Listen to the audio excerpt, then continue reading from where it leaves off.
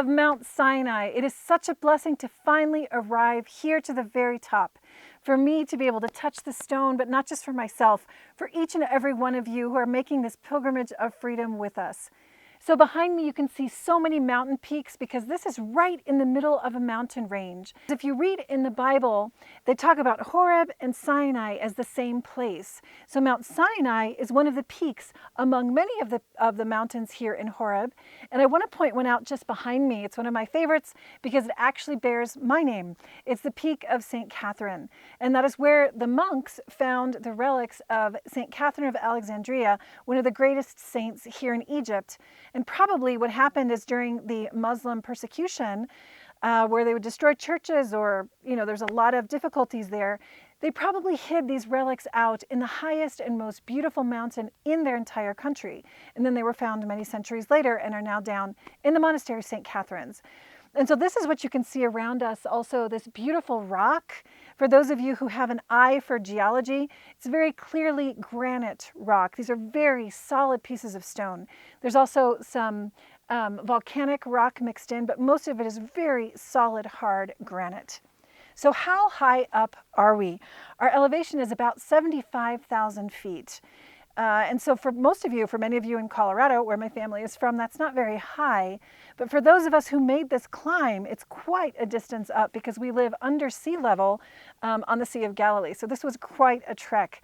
Now to get up here, there used to be an ancient route, and that was from the 4th century that the monks made, or actually maybe it was the 5th or 6th century, but it's very old. And it has a route of 3,500 steps or 3,750 steps or something from the monastery of St. Catherine's to this peak, made by hand by the monks. Now we wanted to take that pathway up, but they said that it was closed, and for good reason. Egypt has gone through a lot of revolutions, and so it was very dangerous for tourists to be able to take that route. But quite some time ago, over 100 years ago or so, they made another route, and that was a camel route. So this morning we had the grace of making our way up about 3/4 on the back of a camel. It was quite an experience. But we did have to take the last 800 or so steps, they call it 749 steps, to be able to make it here to the top. And what a blessed journey it was. I often think about what Moses's experience was, what his journey was, and then I was telling the Lord, okay, what do you want to say to me today? What's the word that you want to give me if you gave Moses 10 words for the whole people? And so he just said, keep going up. Keep going up. But I want to just explain my own experience, and then we'll talk about Moses' experience as he came up this mountain. And first of all, there are tons of people. One of the most popular things to do is to come up here for sunrise. And so people will get up at maybe 2:30, 3 o'clock in the morning and start the trek up to the top of Mount Sinai. So right here in the east, they can see the beautiful sunrise over these mountains, over the mountains of Horeb. And it's just gorgeous. But what we found were people from so many different countries, so many different languages, going up and down the mountain next to us on the camels, taking pictures of our camels and us. It was amazing. But if you think about what Israel's call was, it's to be a light to the nations. And through the Israelites, through the Jewish people, we're all saved. That's exactly what you can see on this mountain. It's one of my experiences. Now, another one is my camel. Apparently this morning it was a very tall camel, but it was a lazy camel. He didn't want to keep walking. So you had the Bedouins, who are our guides. You have to have a Bedouin guide here. And the Bedouins who do the guiding are actually the same tribe from the time of the 6th century when Justinian, the Emperor Justinian, built these churches. That's remarkable. So anyway, they know the camels. They speak the camel languages to try to get them to move forward. We learned a few things, but they were just whapping those guys because mine just kept stopping. It's like, I don't want to go any further. I just don't want to. It was like a pilgrim, saw several pilgrims on the road that just sat down and said, I don't know if I want to keep going up, because it is quite a trek. And I thought to myself, isn't this how we are in our will? Part of what the Lord wanted to tell Moses and the Israelites is you need a lot to help kind of whip that camel into shape. All of us are animals. All of us have these tendencies of saying, forget it. I don't care if I'm called to go to the top. I'm stopping. We need a good smack in the backside, which is what they did with these camels underneath their stomachs. And then they just keep going. And eventually we made it. And so just like what St. Francis said, he talked about his own human nature as brother ass. Well, I think we have this nature of brother camel that needs this encouragement to move forward and that discipline that the Lord gave to Moses here on the mountain. Well, another thing I did, especially as we got toward the top, knowing that there were 749 more steps, I counted them in my mind so I could actually be encouraged as I was going up. And I thought, okay, done 50, done 60, 70, here we are at 200. All right, we made it to 500 steps.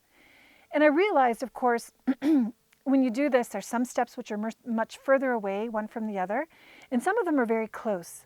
So you can get this 10, 11, 12, 13, 14, and then it's like 15, 16. And that's the spiritual life. As we move up toward the mountain of God, up toward God on this high mountain, there are times when we seem to be going very quickly and times when it seems to be very, very slow. In fact, it was between 400 and 500 stairways or stair steps that it seemed like it took forever, very, very long. So it's just a good analogy of the spiritual life. And then another thing that I wanted to share with all of you is the speed or the pace. Now, it was really funny. There were these two men in front of us, and they were from the Middle East. And as many of you know, the culture here is that, men are in charge and, women, whatever. So we were going at a very steady pace, very steady pace. And they would run, and then they have to stop and breathe. And as soon as I got just a couple of steps close to them, suddenly they have to run up. And it was just so funny. But I thought to myself, isn't that just amazing how on the way we actually encourage one another in one way or another. We're always, helping people to move up. And as pilgrims were coming down the pathway, they would say, okay, just a few more minutes, it's worth it.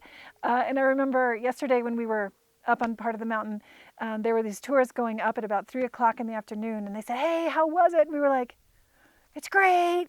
Go for it. And we were like, you're going to die. I mean, you got like 2 or 3 more hours to go and it goes straight up. But there's an encouragement that we help each other with as a community of pilgrims. And so that was just a really neat experience. And then I took the advice of Father Juan, a fellow pilgrim of Pilgrimage of Faith, of Freedom here. And he said to me that there was a dad who told him when they go hiking as a family, they follow the pace of their daughter who has Down syndrome. And of course, people with Down syndrome are so loving and so good, and they're very wise in many things. And so this girl just takes one step, slow, never loses her breath, and they all make it. There's no running, you're not out of breath, you're not breathing hard. And so I said, okay, I'm going to take the advice of this wonderful girl. And we made it up. I didn't even have a problem. The first time I came up here, I was so dizzy, I was so out of breath. And I thought to myself, who was I trying to prove to, who? The Lord, that I could make it up faster? What was going on? Steady, constant. That is the type of love that we are called to live. That's the type of pathway and pilgrimage we're called to take. And then another thing I wanted to share is something that for me, it's hard to see. There's graffiti up here. People leave their names or in marker or maybe carved into the rocks. They might leave a bottle or a Kleenex here or there. And you're just like, oh, come on. This is Mount Sinai. And I, in my mind, I keep thinking, wouldn't it be neat to have a group of volunteers that live down in St. Catherine, and what they do every day is they help the Bedouins pick up all the trash and make sure the place is all cleaned up so that pilgrims can have a good experience. But then I thought, okay, that would be nice. But really, doesn't that speak to human nature? Isn't that how we are? We're kind of trashy sometimes. We need to, pick things up and put things in order. We need that desperately. What you find on this mountain is human people, human nature. People come up here to find the Lord. If it was perfect, if the churches were perfect, if you didn't have all these ruins and you wouldn't find a cup of coffee stuck in this little place, you're just like, what? If you didn't find that, you'd think, well, nobody comes here. Tons of people come here. Humanity comes up here to be reordered and cleaned up. And then finally, this is something I'd like to invite each and every one of you to ask yourselves at home. It's that same question that I asked the Lord as I was coming up here. Lord, what do you want to tell me? What's your word for me? Or what's your 10 words, your decalogue for me? What is it that you want to tell me as you're here, maybe today's a cloudless day. It's a beautiful day. Like it says in Exodus, sort of like this sapphire foundation of the world is right above us, showing us this heaven.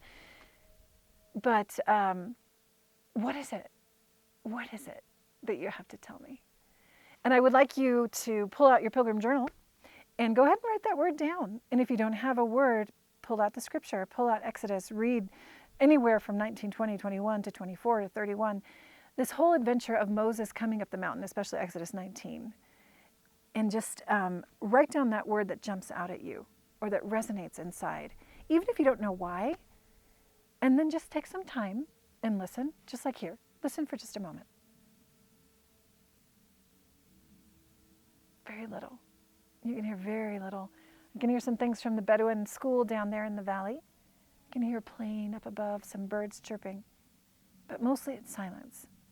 And just take that word, that phrase, that passage to prayer, and let him speak to your heart as we continue looking out over the amazing peak here on Mount Sinai. And God bless you.